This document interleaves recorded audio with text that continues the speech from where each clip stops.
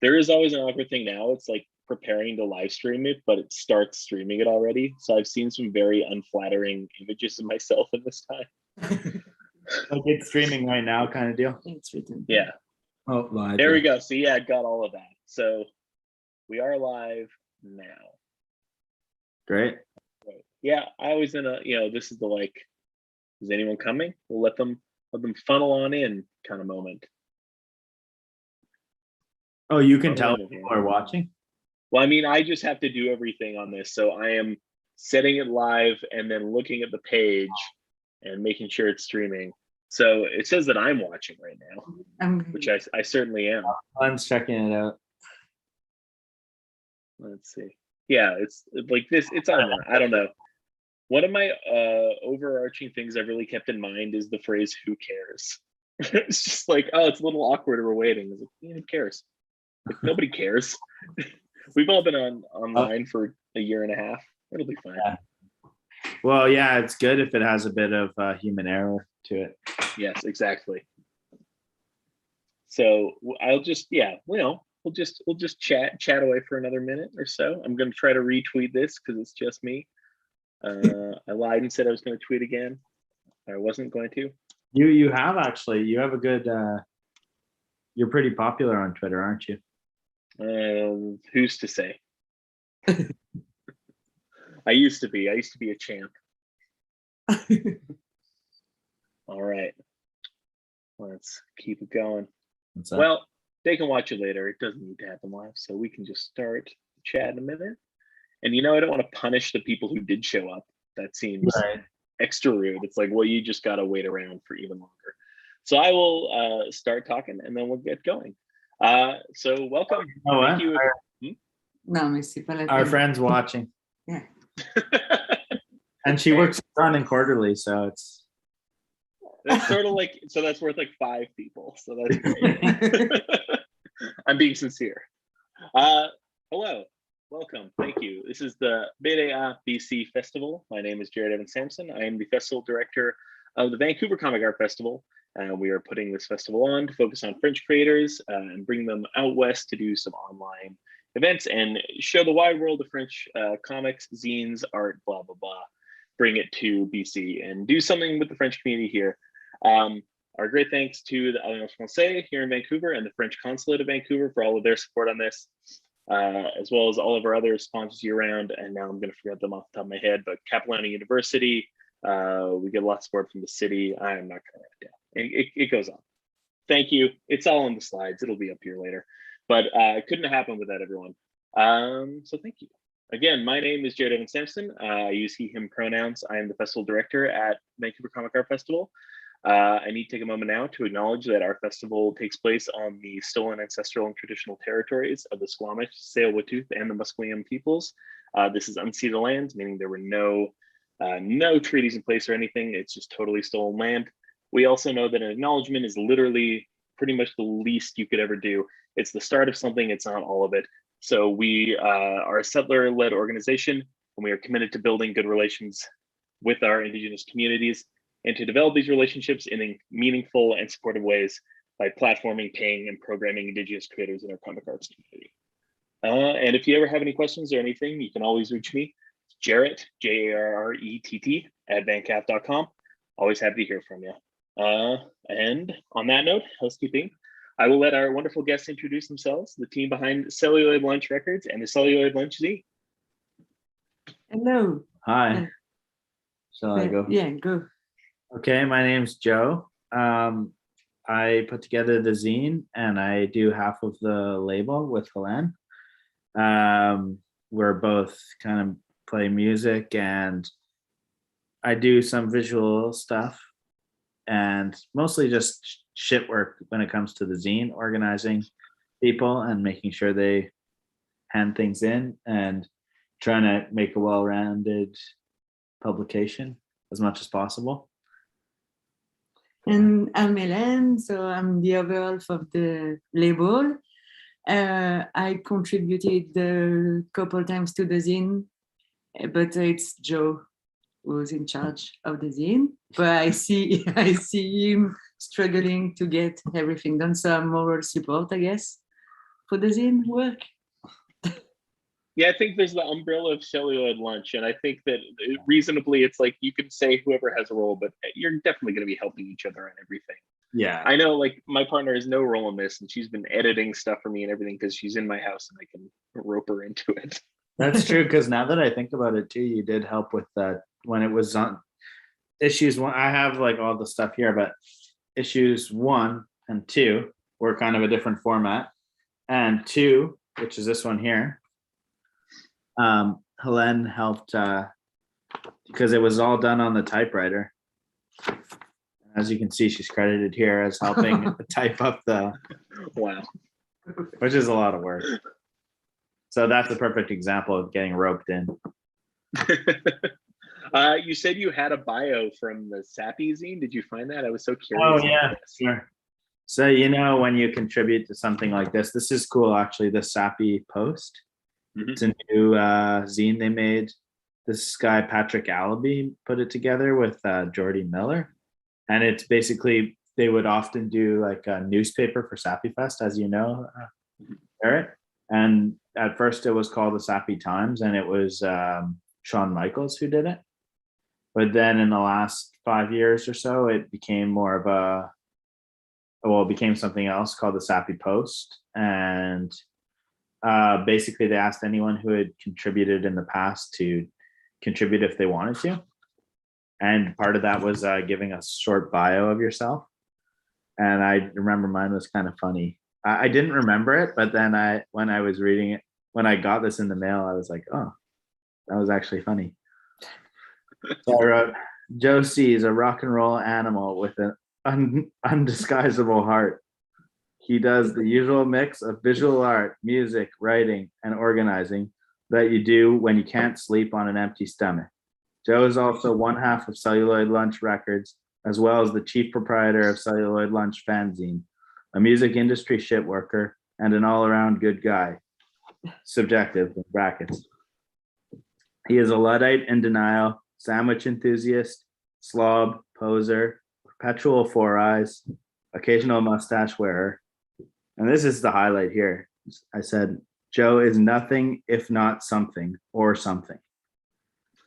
Joe is nothing if not something or something. Wow, thank you. I would have been sad to miss out on this, so thank you. And there's some good, some of the other ones are funny. Sherry Boyle said, she lives in Canada, but belonging remains elusive. I thought that was fun. It's a good line. Anyway, I won't bore you with that, but show which? I could just quickly show you my contribution. Sure. It's oh wait, that's not the first page of it though. So we can't read it, so don't worry. Oh, you can't read it, but you can see it. Yeah. It's about the Stone Men, an Acadian rock and roll unit from the 60s from Capelé, which is near Moncton, New Brunswick. Oh wow. And the Elusive, they put out a single, which is really rare. And we're working on a reissue of it. The 7-inch. Yeah, you know about the 7-inch. No, there was a big picture of it there. Yeah. Well, Nardwar has written some stuff on it, and he helped us. Anyway, we got in touch with the guy, Fernand Leblanc. Wow, that's amazing. And it's been great. And we even made it out on a trip to the East Coast, and we hung out with him for a couple hours at his house. Nice. The real label connection. Yeah. Well, no, the guy who was in the band. I meant you. You're the real label. You did the real one-on-one label connection with the artist. Oh yeah. None of this that we're doing now.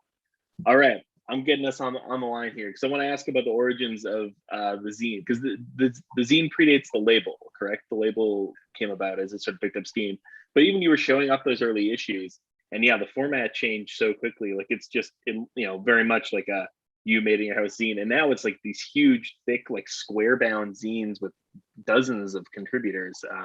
So how did it start, and how did it sort of evolve into where it's at now? Well, I guess this is the first one here.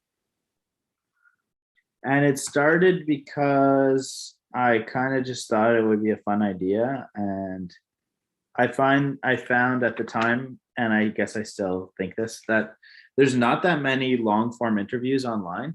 I mean, there is like some for sure, but it's just the general kind of format of music writing specifically online is a kind of feedback loop of publicists and it and regurgitation, and it's just, I mean, of course there's good quality stuff, so it's pointless to say all this, but it's just like there's just a lot to sift through, and it all has an ulterior motive, kind of, or a lot of it does. And I just thought it would be fun to do something that's separate from that. And also the other thing that's cool about the format of just doing a magazine with no real like due date or anything is that we've kind of come into this kind of cycle of art production just happening so fast, and things like get forgotten so fast and stuff. Mhm. And with this, the timeline can be kind of a bit more free, and you know, and then the other side of that is that like half of the stuff we're talking about in the zine is old, and then half of it's new, and trying to, you know, reconcile that, like have people with less experience and how they mirror people with who have been doing this their whole life and stuff, and see themes kind of come up organically about being a creative, basically. Mhm. Yeah, because the zine, I mean, sits really at an intersection that tends to come up a lot within exact sort of your exact job description from the Sappy Post. That intersection of like everything within the arts, where it's like, especially DIY, like punk and comics always seem to have this crossover. So there's a lot in, obviously in the zine, like there's a lot of comics and like art that goes in the zine alongside music and record reviews and things like that too. What do you think that, I don't know, I'm curious, like other people, why they think all this, or like, especially because there's the label and the zine under the same branch, like both the answer, why do you think music and comics sort of have always been so tied together? Or what is the connection in your mind that always seems to slam them into each other? In my mind, it's just that music and comics and all these things are like different facets of often the same people's work. And if not the same people, same group of friends, and if not the same group of friends, same community, I guess. And it's just like they go well together because it's a bunch of people trying to have fun and make it seem serious. You know, and in terms of zines, it's a great time-tested format. And I have something here that's kind of cool because we're talking about it. It's the Fish Piss. It's like an older Montreal zine. Yeah. And actually, some of this contributors carry over. I actually have worked with a few of these people, but Yeah. anyway, you can see it's really playfully done. And oh, this guy, you know, this guy, he just passed away actually. Mhm. But anyway, just to show, I mean, this is like a kind of a template, and this is obviously not the first of its kind, but this is a kind of 90s iteration of this idea of mashing all this stuff together. Mhm.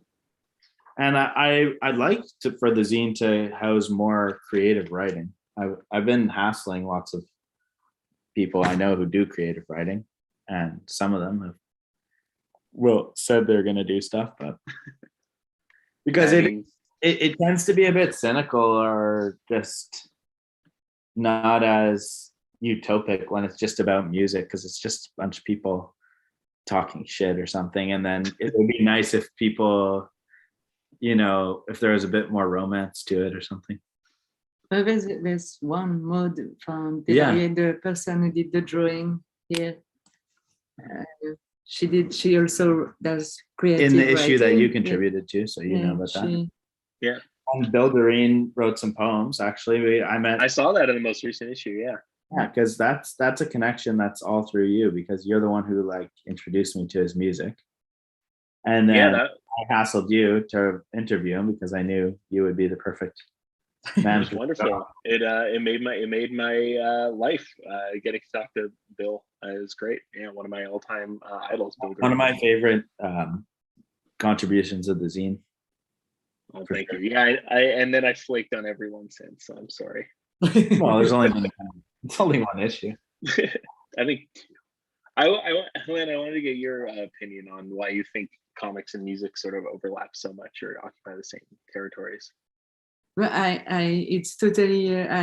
I'm pretty new to comics, but it's not something that I'm like very familiar with for the longest time. Like it's been more since my teenager. Well, I guess it's been a while, but not a long time. But I guess it's more. To me, it's more. I don't know. It's taking itself less seriously, I guess, than art, and like so it seems more spontaneous and. But I guess we could show also, I don't know, art in the zine, but I don't know. I don't have an answer really. But yeah, that's like fine. It's, you don't have to. Yeah. But you know, it's I guess it goes well together, I guess. Well, so Helene, you're doing more of the label side of things, you're saying, for Celluloid Lunch. So how is what goes into that under the operation of what's going on at Celluloid Lunch HQ? I guess it's trying to reach an audience for the record. So it's what it means, like in action, it's like writing to people to ask them if they like the music and if they would want to talk about it. It's that I do a lot of that aspect. And she's a PR tycoon. And I understand. and then it's getting to know whether the third time you write to someone is too much or if you can go to 6. Like like it's getting to know the threshold of people, like for the patience of the people. Now, but there's good response too. Like I'm making it sound dramatic, but it's fun. Like because I obviously I love what we release, so I'm never offended if someone doesn't want to talk about something because whatever, it's there, you know. So it's time consuming, but it's fun. Yes. Do you think, because that sort of also, I mean, has the real overlap? Same, Joe, you were talking a lot about why you wanted to do the physical zine or how the writing in it exists versus online. And obviously, as we all know as well, music has been absolutely destroyed by online, where it's just become a thing that everyone is entitled to at all times of their lives. Or just so I'm interested as well because there's such an overlap with the physicality or the physical sort of token and item of both like an LP and a physical zine. So, you know, you said earlier like that it holds a different place or feels different for you. Does that extend across both the formats? Is this like so, like what do you think makes the zine or the LP, like what does it all give to the art that is lacking in an online space? I know you touched on it a little bit before. Yeah, well, that's a good way of putting it, actually. To say that the zine, it stands apart from what's online in some capacity, but it also exists in the same world as the LP, which is like a good way of looking at it that I hadn't really. Yeah, I think physical music, I mean, I don't have anything against online music, but you definitely engage with it differently, and it's just harder to carve out a space with its own context, or it's harder to define the parameters of how you want people to engage with your work online. And just the physical world has a bit more freedom, I think. And of course, online world has freedom in the sense that you don't need any money to disseminate things, although to reach people, I think you probably do. Like it's like people think of the online space as public, which I don't think is really true for the most part, besides like Wikipedia or something. But I don't know, maybe it's just more fun to engage with physical objects, and maybe it's an old-fashioned kind of thing that will make less and less sense as time goes on, but I find that I can get more excited about a physical object and something tactile, and it's funny because I mean, even in the art world and everything, like to the best of my knowledge, it's the object is pretty much foregone. Like it's not really at the center of things anymore. Maybe I'm just like I said in my bio, a bit of a closeted Luddite, and I just have a soft spot for the object.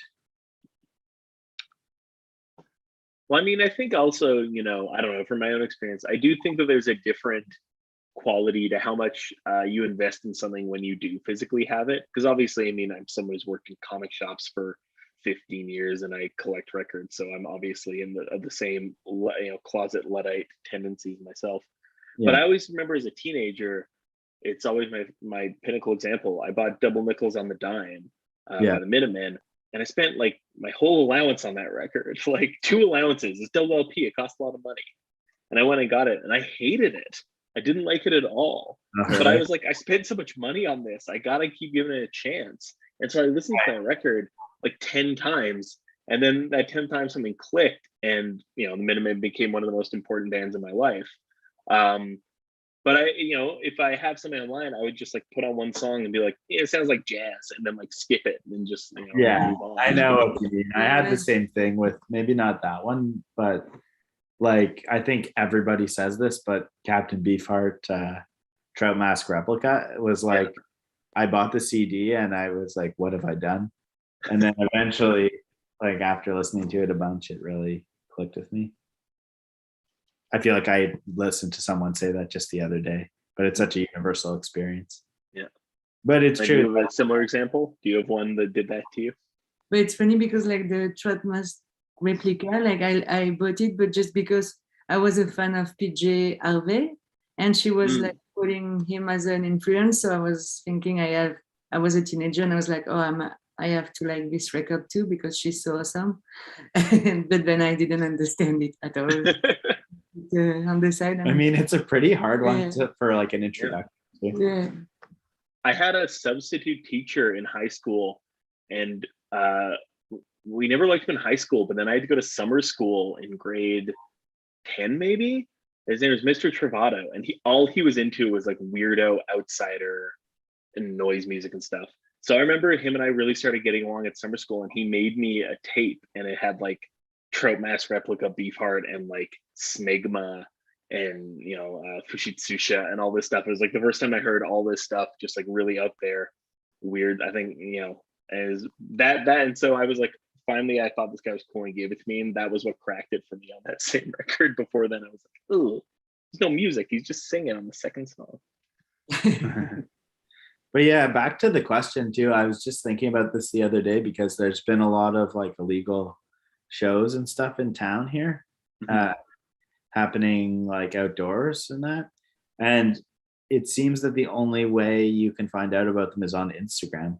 And I mean, it makes sense because people aren't really gathering in the same way they normally would.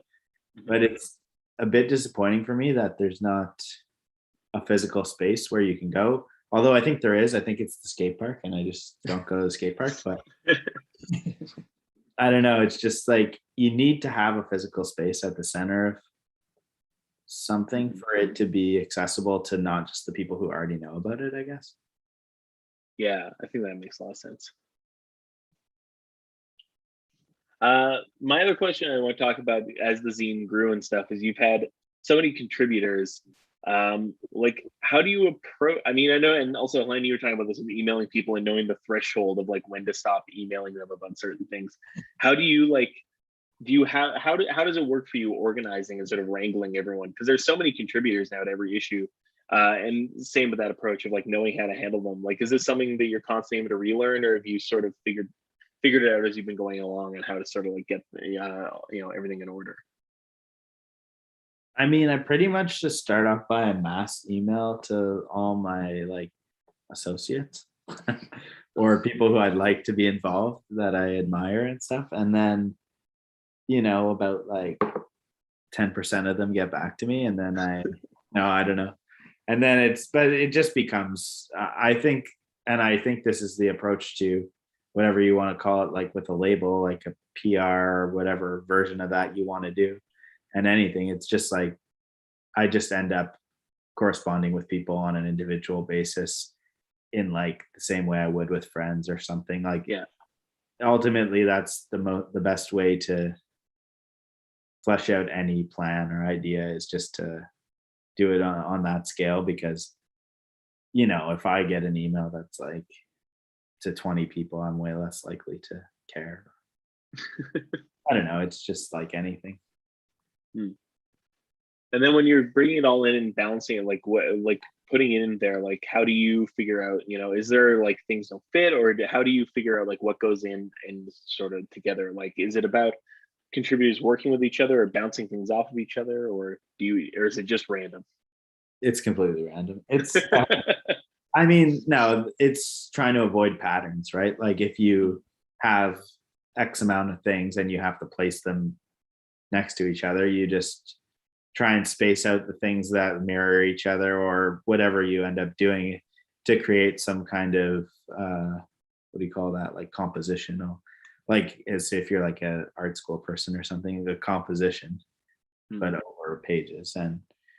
But it's so haphazard. Like, I mean, you've seen the zine, it's not like, I mean, it works, but it's just, it's like, I don't know. But I think it's great. That's sort of why I asked. Like, it always feels like that's like, I knew you would probably say random, but it feels very like it always works. Everything sort of has a real flow to it when you read the issue. It keeps me reading things even that maybe on the surface I wouldn't be drawn to at first, because it just like, I'm like, I got to keep going. I'm on this river.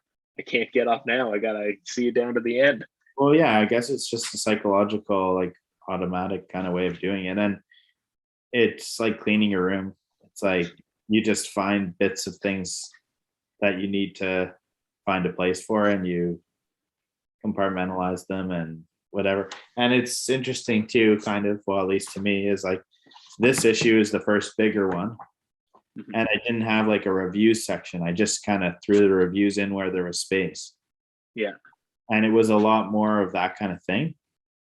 And then now, like 3 issues later, I guess I am starting to have, maybe I need to like throw a wrench in it or mess with it, because now there's a bit more about like, okay, the reviews go in the back, and you start with like a note to the reader kind of thing, and you put a big interview first, like a long one.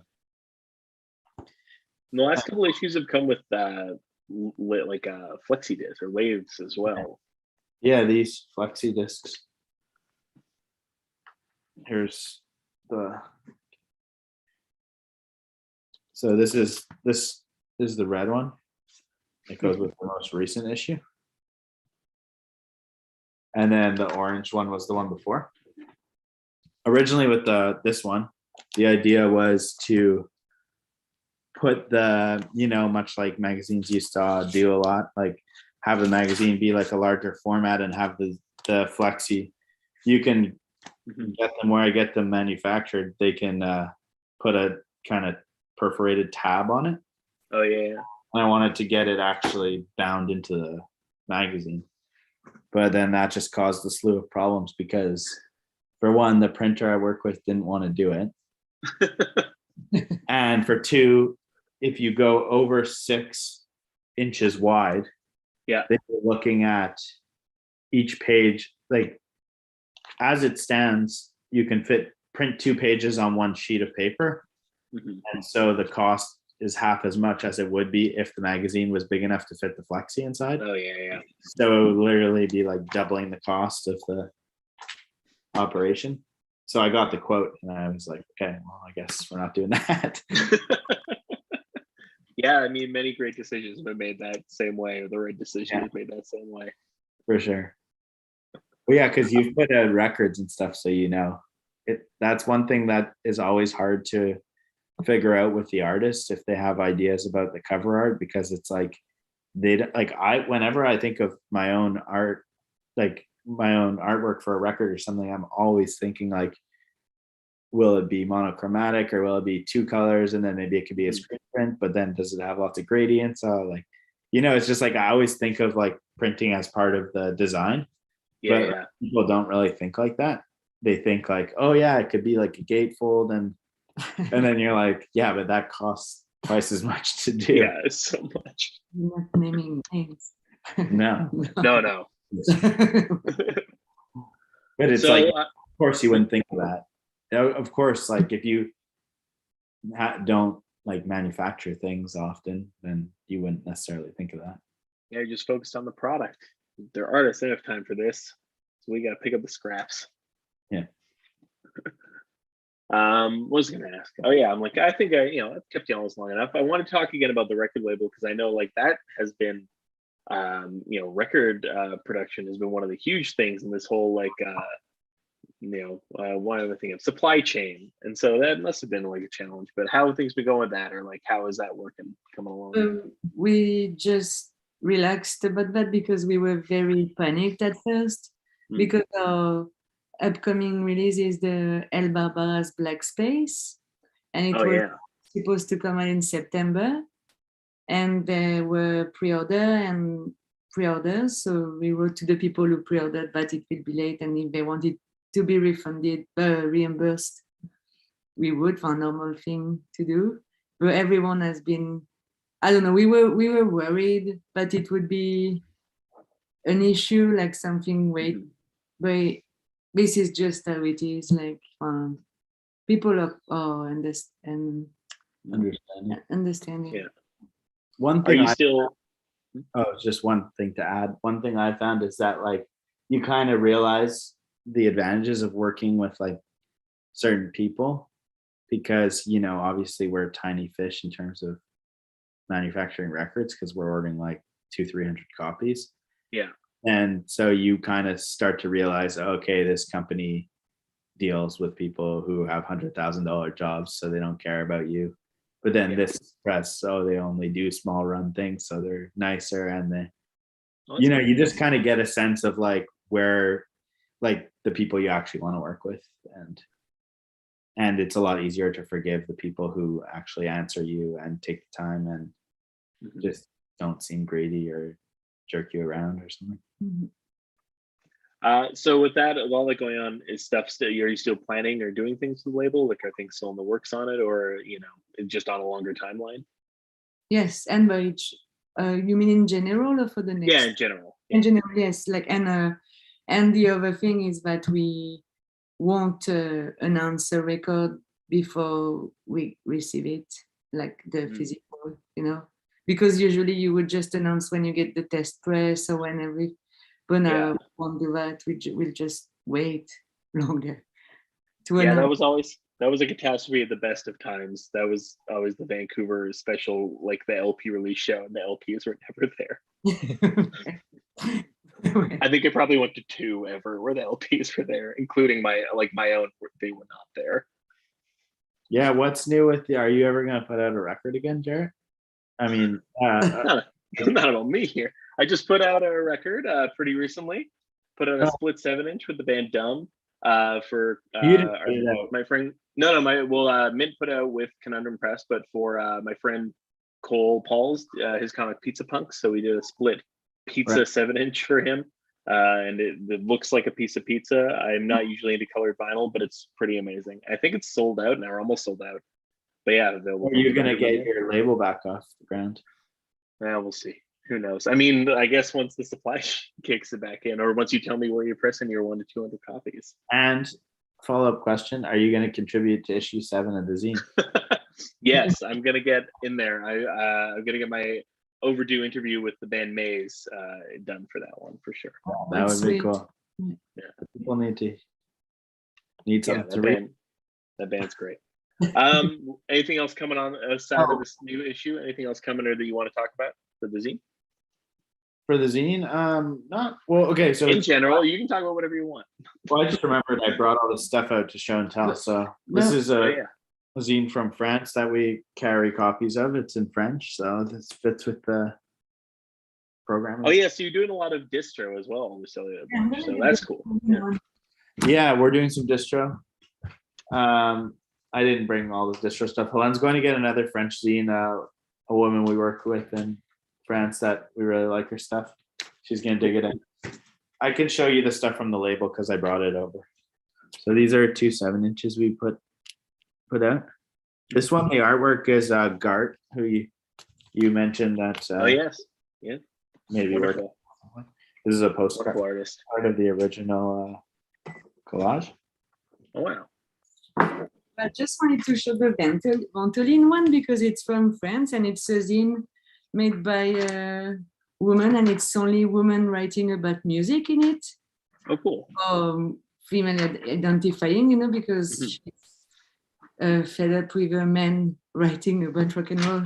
So I don't know. It's really great, and the design is like just so great too. Yeah, and there's Yeah. comics too from us, like We're working with her on a couple of things.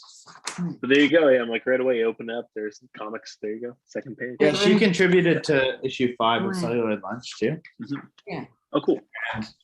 And she's she made doing posters, some makes artwork for posters, too. upcoming release of ours. And then here's some other releases that we did. The Pink Noise. Say that. Pink Noise. You know them? You love them? I do know Pink Noise. Yeah, of course. Long-standing Canadian band. They've been around. They went away and came back, I guess. Night Lunch, who you'll be hearing more from because they're taking over the world. Who's that ugly guy? Yeah. I'm like, Scott, don't say that. That's me. And then this is our last release, which is Helene's record. Oh, yes. Yeah, they're a fantastic record. Highly recommended. Art By by me. Nick Wilson. So art by who? Nick Wilson. Oh yeah. He lives in Regina, and he's a friend of ours. And it's funny because today for my job, I mail records for not for this, but like for another, you know. And Yeah. I mailed a record to someone in the UK named Nick Wilson. So I wrote him a note and said, I have a friend with the same name as you. You slipped it in the record. I think that's nice. I love that. Oh, stuff. all right. I got, Each record. I got a really nice note. I ordered a comic from a guy in New Zealand, and he wrote me like a really nice letter and like a little sketch they put in because he said I was his first overseas order, and I was like, oh, it's so nice. Love a little note in a package. It's great. Oh, and you have that Flying Nun book, eh? Which one? I got a few. Yeah, probably. No, but the one that's really hard to get. Oh, yeah, somewhere. I think it might still be in Ontario, but I do have that one. I should probably sell it. Borrow that. Is there anything else that you want to bring up, or I'm gonna let you go, round it down. I've taken up enough of your time. But thanks for having us, Yeah. Jared. Thank you. Yeah. All right. Well, yeah, thank you so much for being part of it.